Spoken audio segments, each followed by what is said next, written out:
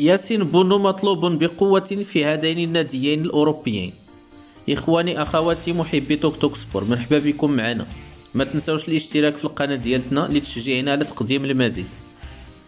تقارير صحفية أكدت أن هناك مفاوضات جادة مع ياسين بونو، وهناك تنافس من ناديين عملاقين في أوروبا، خاصة بعد الأداء الكبير الذي قدمه ياسين بونو في كأس العالم قطر 2022، وحيث يعتبر واحد من أهم العناصر لصناعة الإنجاز التاريخي للمنتخب الوطني المغربي.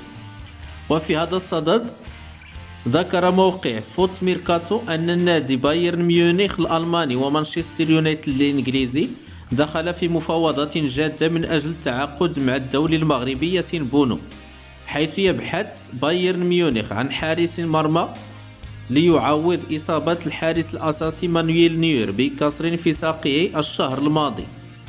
بايرن ميونخ الذي يعتبر من بين أهم المنافسين على عصبة الأبطال الأوروبية ومتصدر الدوري الألماني يبحث عن خليفة مانويل نوير، وربما أن بونو هو الخليفة المرتقب.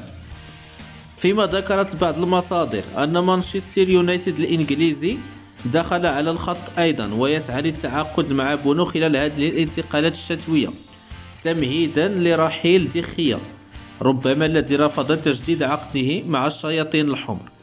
في انتظار المزيد وفي انتظار الصفقة الأخيرة لياسين بونو، خليتكم أخوتي على خير، والسلام عليكم ورحمة الله تعالى وبركاته.